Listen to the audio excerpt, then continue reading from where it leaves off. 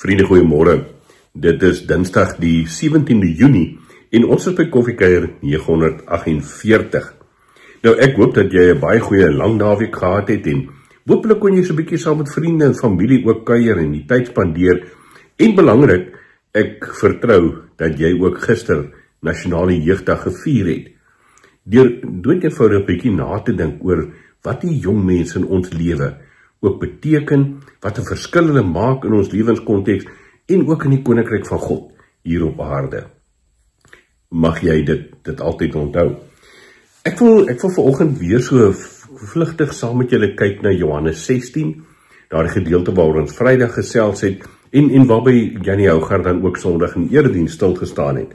Hierdie teksgedeelte waar Jesus dan nou volgens Johannes die evangelie kom en vir sy disippels vertel van die werk van die Heilige Gees, die Gees wat gaan kom, die feit dat hy weggaan na sy Vader toe, en hierdie teks wat so praat van die drie-eenheid. En dit was ons nou Sondag, drie-eenheid Sondag. Nou gaan ons koninkrykstyd in. En ek wil jou vanmôre uitdaag om so 'n bietjie weer na hierdie teks te luister en dan te vra, maar hoe is hierdie drie-enige God betrokke by jou lewe? Nie sodat ek en jy 'n greep op God kan kry nie, vriende, want dit kan ons nooit doen nie, maar dat ons by wyse van spreke daai emmertjie sal vat en die water uit die see sal skep en in ons graggie ingooi, net om bewus te bly van hoe God met ons 'n bepaalde pad loop in hierdie lewe. En ek wil vanmôre dan nou saam met jou Handelinge 16 daarvan vers 13 aflees, waar Jesus vir sy disippels sê, of vir my en vir jou sê, wanneer hy kom, die Gees van die waarheid, sal hy julle in die hele waarheid lei. Wat hy sal sê sal nie van homself kom nie, hy sal net sê wat hy hoor en hy sal die dinge wat gaan kom aan julle verkondig. Hy sal my verheerlik, want wat hy van my ontvang, sal hy aan julle verkondig. Alles wat aan die Vader behoort ook aan my, daarom dat ek gesê het, wat hy van my ontvang, sal hy aan julle verkondig. Hoe dink ons oor die werk van die Heilige Gees in ons lewe? Hoe is ek en jy bewus van die betrokkenheid van die drie-in-een God in ons lewe van elke dag? Die Vader is mos nou die skepper, die onderhouer van alles wat bestaan. Hy is die een wat, wil ek amper sê, daar hy die Ou Testament tyd 'n besondere pad geloop het met sy mense.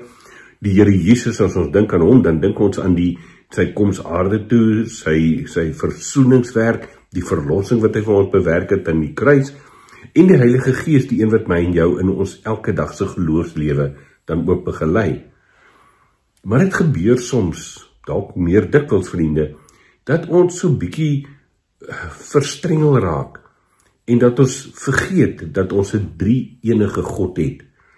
En dat die mense dit baie keer ook hoor in mense se gebede, en ek sê dit met groot liefde en deernis natuurlik, maar dat mense bid en hulle praat net die hele tyd met die Here, die Here, die Here, die Here. Of iemand wat net die God die Vader sal aanspreek in sy of haar gebed. Terwyl ek dink dit is 'n stukkie geloofsvorming wat ook moet plaasvind, dat ons bewuslik, intentioneel ook moet nadink oor die verskillende persone in die drie-eenheid, in my en jou verhouding met die drie-enige God. En ek wil jou uitnooi om as ware eintlik sommer te begin deur bietjie te dink oor hoe jy bid. Wanneer jy bid, ek het nou aand het ons by die disipelskap reisgroep ook hieroor gepraat, dat wanneer ons bid, ons sekere aspekte van ons gebedslewe, wat juist gaan oor die voorsienigheid van God, of die lof en die eer oor die skepping wat ons kan geniet. Ons het hierdie naweek op Stryfbaai weer die ongelooflikste mooi natuurtonele kon sien, die son daar op die water, om dan te sê, ek praat met God die Vader, want hy is die skepper, die onderhouer van alles wat bestaan. En dat wanneer ek en jy praat oor ons persoonlike verlossing, ons redding, ons skuldbelydenis, dan praat ons met Jesus Christus, die Seun, want dit is hy wat aan die kruishout vir ons betaal het en ons in 'n nuwe verhouding met God geplaas het. En as ons dan nou vra vir begeleiding oor ons lewe, oor besluite wat ons neem, of dinge wat ons moet doen, waar raad wat, dan praat ons met die Heilige Gees. So ek hoop jy hoor iets van my hart, vriende, om vir jou ook te help om in jou gebedslewe eintlik daar te begin en bewus te raak van die drie-enige God wat ek en jy aanbid en wat by ons lewens betrokke is. En dan rol dit mos nou uit. Ons is mos nou in koninkrykstyd, nê? Die tyd in die kerklike jaar waar ons juis wil nadink oor hoe God, Vader, Seun en Gees sy koninkryk uitbou, ook hier op aarde. En dat ons dan sal vra, maar Here, help vir my dan ook, as die drie enige God, om so bewus te wees van u teenwoordigheid in hierdie koninkryk, dat ek heeltyd gestalte sal gee aan u teenwoordigheid ook in hierdie lewe. Dat mense as ware in my doen en late, my getuienis, my lewe, my manier van dink oor die lewe, sal raak sien, sal besef, dat God die Vader, God die Seun, die Here Jesus Christus en die Heilige Gees betrokke is by ons as mense hier op aarde. Mag dit so 'n stukkie inspirasie wees, vriende, om die werklikheid van die drie eenheid, wat ons nooit kan verstaan nie, maar om dit so 'n bietjie meer gestalte te gee in my en jou lewe. Die interessante is, en ek dink ek het dit dalk al vir iemand gesê, ek het so tyd gelede gesprek gehad met iemand, wat vir my sê, maar die Heilige Gees funksioneer mos nie in die gereformeerde kerke regtig nie. Dis 'n aanklag, want dit is nie waar nie. Die Gees van God regeer juis die kerk. So sê die katekismes ook vir ons. Deur die woord en die Gees is God besig om met sy kerk op aarde op pad te loop. En ek dink dis baie keer omdat ons as gelowiges nie leef met hierdie bewustheid van die drie enige God, Vader, Seun en Gees, wat deur die Gees by ons betrokke is nie. Mag ons so ietsie meer daarvan in ons lewens uitbou. Kom ons sit, dan bid ons saam. Here, Vader, Seun en Heilige Gees, dankie dat ons u mag aanbid. Dankie dat u, Here God, as Vader die skepper en onderhouer van die heelal is. Dat u alles mooi gemaak het, ook vir my, en dat u vir ons in hierdie lewe ook versorg deur u ritme wat u in die skepping geplaas het, en deur u Vaderhand wat ons begelei.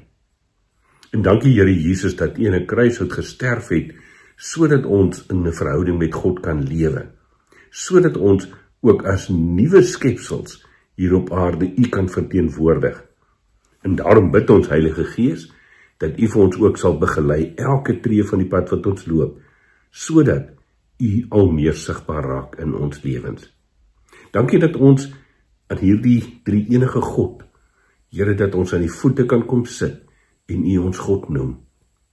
Al verstaan ons nie volledig nie, al weet ons nie presies hoe nie, bely ons dat aan u die lof en die eer en die aanbidding toekom. En dit bid ons in die naam van die Vader, die Seun en die Heilige Gees. Amen. Vriende, ek hoop jy het 'n heerlike Dinsdag verder. Dis nou 'n kort week, net 4 dae in hierdie week om alles te doen wat gedoen moet word, maar mag jy ook beleef dat die drie enige God jou elke tree van hierdie week voor jou lewenspad sal uitloop. Geniet jou koffie, geniet jou week, ons gesels Vrydag weer. Mooi loop.